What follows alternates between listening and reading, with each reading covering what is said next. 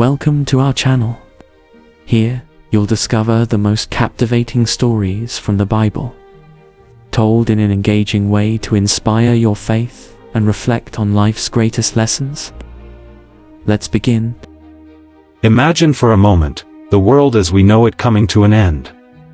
An apocalyptic scenario, filled with supernatural events, wars, and signs in the skies.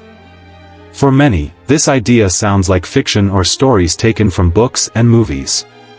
But for Christians, this concept is deeply rooted in the Holy Scriptures. The Bible speaks about the end of times with fascinating and, at the same time, mysterious details. Throughout its books, especially in prophetic texts, we find passages that point to a future where God will intervene decisively in human history.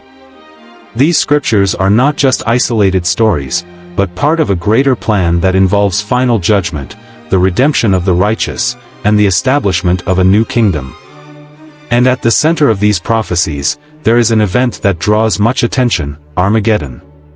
But what is Armageddon, and why is it so important in the context of the end times? To understand this, we must first explore the various prophecies scattered throughout the Bible, from the Old Testament to Revelation. As we unravel these texts, we begin to see a bigger picture, a divine narrative that reveals not just destruction but also hope. Throughout this journey, we will dive into what the Bible teaches us about the signs leading up to the end, the spiritual battles, and the final outcome of human history, according to the Scriptures. Get ready, because we're about to discover how these events may be much more than just ancient stories. In the Old Testament, the prophecies about the end of times begin to take shape. Many prophets were raised by God to speak of future events, and in their visions, we can already see signs of the judgment and Armageddon that are to come. One of the most well-known prophets is Daniel. He had dreams and visions that describe kingdoms rising and falling, and a powerful figure known as the Antichrist, who would appear in the end times. In Daniel 7, he speaks of a tribulation, a period of great distress for the world, followed by an eternal kingdom of peace where God will reign over all people. This vision of Daniel not only speaks of destruction but also of restoration, pointing to God's reign after the final defeat of evil. Another prophet, Ezekiel, in chapters 38 and 39, describes a monumental battle in the last days, when nations will unite against Israel in a war known as the War of Gog and Magog. These events are seen by many scholars as precursors to the Battle of Armageddon. Ezekiel's language is clear: God will intervene directly, defeating the enemies of his people, and his glory will be revealed to the entire world. And we cannot forget Isaiah, who also prophesied about the day of the Lord, a time of judgment upon the nations, but also a moment when the righteous will be saved. In Isaiah 13, he describes how the world will tremble before God's wrath, but at the same time, hope will shine for those who trust in the Lord. These prophecies, scattered across different books of the Old Testament, are like pieces of a puzzle that begin to form a more complete picture of what will happen in the last days. They speak of an epic confrontation between good and evil, a time of tribulation, but also of victory and redemption. These texts prepare us for what's to come in the New Testament, where the visions of the end become even more detailed and revealing. Armageddon is about to be described in all its intensity. And then we come to the book of Revelation, the final and most enigmatic book of the Bible.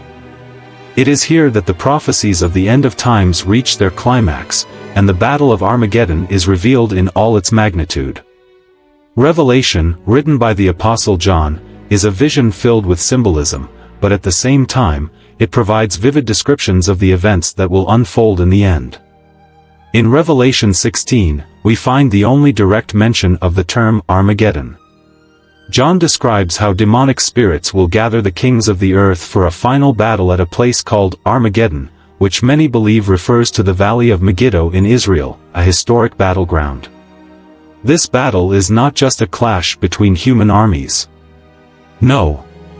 Armageddon is described as the ultimate war between good and evil, where satanic forces, led by the Antichrist and his allies, will attempt to fight against God himself.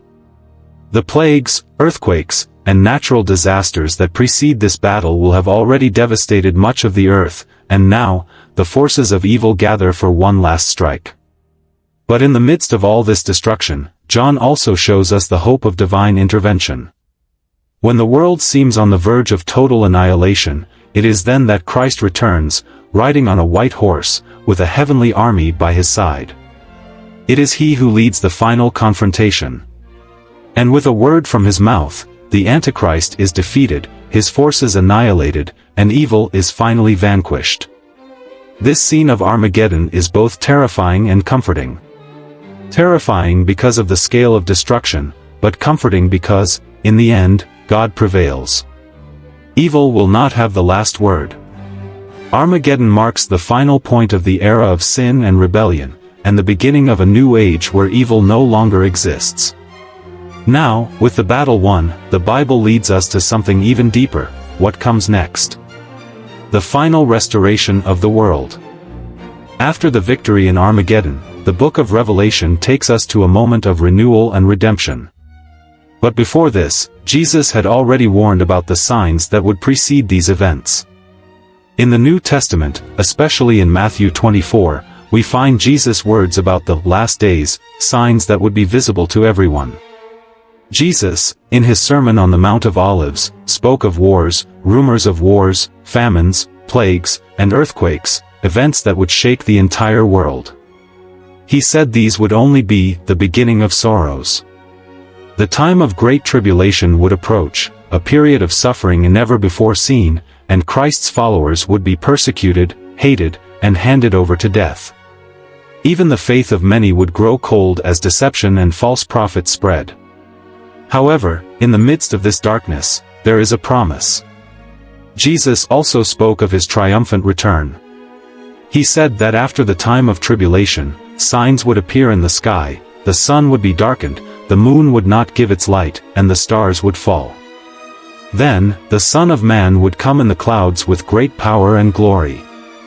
He would send his angels to gather the elect from all parts of the earth. These words of Jesus echo the prophecies of the Old Testament, but now he gives us an even clearer vision.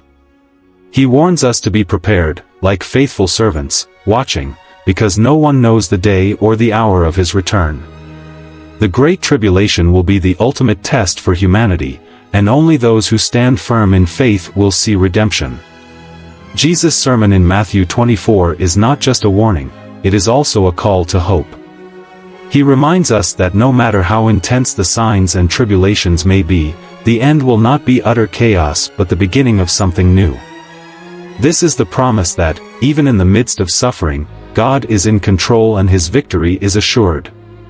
And that victory leads us to the last and most glorious chapter of biblical prophecy, the creation of a new heaven and a new earth.